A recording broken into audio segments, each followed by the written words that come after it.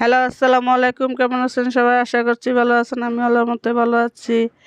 তো welcome to স্বর্ণাস kitchen. আজকে নিয়ে আসলাম authentic and tasty Chinese noodles. তার আগে যারা আমার চ্যানেলটাকে সাবস্ক্রাইব করেন নাই, প্লিজ সাবস্ক্রাইব করে দিবেন আর পাশে থাকা নোটিফিকেশন অন করে দিবেন। এতে করে আমি যখন এই ভিডিও ছাড়বো তখন আপনার মোবাইলে নোটিফিকেশন চলে যাবে। আর যদি ভালো না লাগে সমস্যা নেই, ভিডিও দেখতে থাকুন। ভালো লেগে গেলে সাবস্ক্রাইব করে দিন। তো আমি এখানে 5টা কাঁচামরিচ নিয়েছিলাম, সেগুলোকে কেটে দিচ্ছি কুচি কুচি করে। আর নিয়েছি 2টা টমেটো, 4টা পেঁয়াজ, 2টা ডিম, কিছু ধনেপাতা। সবগুলোকে আমি এখন কুচি করে কেটে নিব সবগুলোকেই। তো ডিম আপনারা চাইলে আরও 2-1টার সাথে নিতে পারেন। তো আমি 2টা দিয়েই করব, তার জন্য আমি 2টা ডিমই নিয়েছি। তো আমার পেঁয়াজ কুচি হয়ে গেছে, কাঁচামরিচগুলো কাটা হয়ে গেছে। এখন আমি টমেটো আর ধনেপাতাগুলিও কুচি করে নিব। তো দেখতে পাচ্ছেন, তো আপনারা চাইলে মটরশুঁটিও দিতে পারবেন, যেহেতু শীত চলে আসছে এখন মটরশুঁটিও পাওয়া যাবে। তো মটরশুঁটি আমি পাই নাই এখনও, তো তার জন্য আমি টমেটো নিয়েছি। তো টমেটোগুলোকে আমি লম্বা লম্বা স্লাইস করে তারপরে আমি আবার মাঝখান দিয়ে ফিরে দিব একটা। তো এইভাবে সবগুলো স্লাইস করে নিয়েছি এবং মাঝখান দিয়ে আবার একটা কাটা দিয়ে নিয়েছি, বেশি একটা কুচি করিনি। তো এইভাবেই তুলে দিচ্ছি। তো এখন আমার টমেটো কাটা শেষ। এখন আমি ধনে পাতাগুলিও আমি কুচি কুচি করে একদম কেটে নিব। তো এগুলো হচ্ছে বিলাতি ধনে পাতা। তো এখন বাজারে দেশি ধনে পাতা আছে, তো আপনারা চাইলে যে কোনোটাই দিতে পারেন। তো আমার কাছে এটাই ভালো লাগে বেশি, তো আমি এটাই দেব। তো এখন আমার ধনে পাতাগুলো কুচি করা শেষ, সবগুলোই প্রায় কাটা হয়ে গেছে। তো এখন আমি চুলায় একটা পাতিলে গরম পানি দিয়েছিলাম নুডলসগুলোকে সিদ্ধ করার জন্য। তো আমি গরম পানির মাঝে সামান্য পরিমাণ তেলও দিয়ে দিয়েছি। তেলটা দিলে দেখা যায় যে নুডলসটা সিদ্ধ করার সময় জট লেগে যায় না। তো আমি এখানে একটা পান্ডা নুডলস নিয়েছি অথেন্টিক। এখন আমি নুডলসটা আস্ত এই পাতিলের মধ্যে দিয়ে দিয়েছি। তো এখন আমি আস্তে আস্তে এটাকে 8 থেকে 10 মিনিটের মতো সিদ্ধ করব। যেহেতু নুডলসটা মোটা মোটা, তো এটা সিদ্ধ হতে একটু সময় নেবে। তো আমার নুডলসটা প্রায় সিদ্ধ হয়ে গেছে, আমি আরও 2-1 মিনিটের মতো রাখবো। তো সব মিলে 10-12 মিনিটের মতো আমি সিদ্ধ করেছি। তো এমনিতে আপনারা 8 থেকে 10 মিনিট সিদ্ধ করবেন। তো দেখতে পাচ্ছেন নুডলসটা একদম ফুলে আরও বড় হয়ে গেছে। তো এখন আমি এটাকে নামিয়ে ঠান্ডা করে নিব। আমি পাশে একটা বোলের মধ্যে ঠান্ডা পানি রেখে দিয়েছিলাম। এখন আমি সবগুলোকে তুলে আমি সেই ঠান্ডা পানির মধ্যে রেখে দিব 4-5 মিনিটের মতো। তারপরে আমি আবার একটু নিয়ে ঠান্ডা পানি দিয়ে ঝরিয়ে নিব ধুয়ে।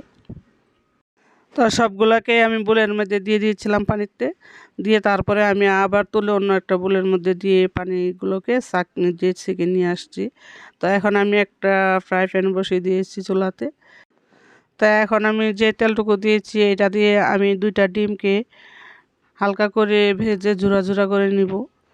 তো তার জন্য আমি আগে ডিমগুলোকে ঝুরা ঝুরা করে নিচ্ছি। তো আপনারা ইচ্ছে করলে ডিম সিদ্ধ করেও কুচি কুচি করে কেটে দিতে পারেন। তো আমি ডিমটাকে পোস্তের মতো করে ঝুরা ঝুরা করে দিব। তো ডিমটা আমি ঝুরা ঝুরা করে নিচ্ছি, আর সাথে সামান্য পরিমাণে একটু লবণ দিয়ে দিচ্ছি যাতে ডিমটা একটু স্বাদ হয়। তো ডিমটা আমি আরেকটু ছোটো ছোটো করে জোড়া করে নিচ্ছি। তো ডিমগুলো আমার প্রায় ভাজা হয়ে যাচ্ছে। তো আমি আর একটু একটু লাল লাল করে আমি বাটিতে তুলে নিচ্ছি। তো আমি সামান্য পরিমাণ চিংড়ি মাছ দিব সাথে। তো আমি এই কড়াইটাতে আবার চিংড়ি মাছগুলোকে একটু হালকা ভেজে নিব। তো তার জন্য আবার অল্প একটু পরিমাণ তেল দিয়েছি। আমি চিংড়ি মাছ সামান্যই দিয়েছি, বেশি না। তো আপনারা চাইলে গরুর মাংস, মুরগির মাংস, চিংড়ি মাছ আর বেশি করে দিতে পারেন। তো আমি যেহেতু অল্প উপকরণে করতেছি, তো তার জন্য আমি অল্প অল্প করে দিচ্ছি। তো আমার চিংড়ি মাছগুলো ভাজা হয়ে গেছে। এখন আমি চিংড়ি মাছগুলোকে তুলে এখন সেই কড়াইতে আবার তেল দিয়ে দিচ্ছি। তো তেলটাও গরম হয়ে গেছে। এখন আমি পেঁয়াজ কুচি আর মরিচ কুচিগুলিকে একসাথে ভেজে নিচ্ছি। পেঁয়াজটা আমার হালকা ভাজা হয়ে গেলে আমি এটাতে একে একে সবগুলো উপকরণ অ্যাড করে দিব। তো আমার পেঁয়াজটা প্রায় ভাজা ভাজা হয়ে যাচ্ছে। তো এখন আমি টমেটোগুলো যে কুচি করে রেখে দিয়েছিলাম সেগুলোকে দিয়ে দিচ্ছি। তো টমেটোটাকে এখন আমি পেঁয়াজের সাথে ভেজে নিচ্ছি।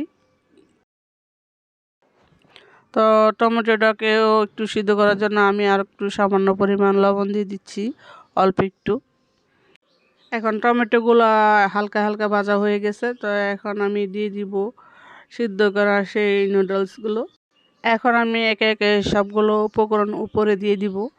তো এখানে আমি নিয়েছিলাম হাফ বাটিরও কম soy sauce, light soy sauce.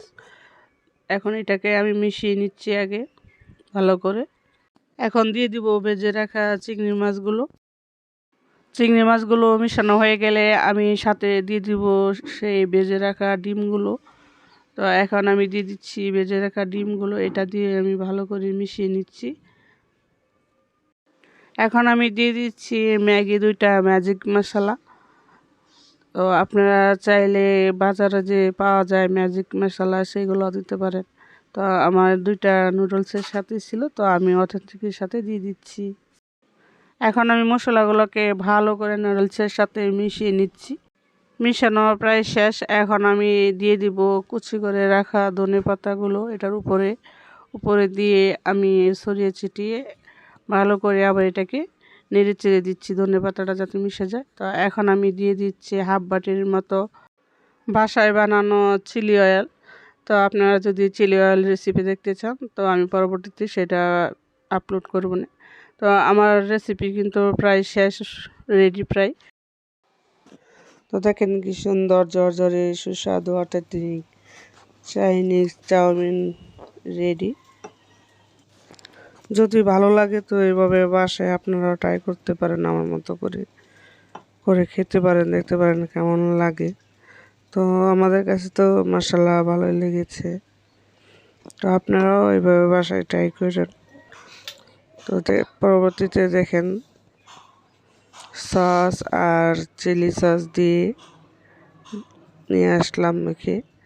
তো এখন কিন্তু এটা খেতে একদমই স্পাইসি টেস্টি এবং খুবই সুস্বাদু। যদি আমার ভিডিওটা ভালো লাগে তাহলে অবশ্যই সাবস্ক্রাইব করবেন প্লিজ। ধন্যবাদ সবাইকে আমার ভিডিওটা দেখার জন্য। ভালো থাকবেন সবাই। আল্লাহ হাফেজ।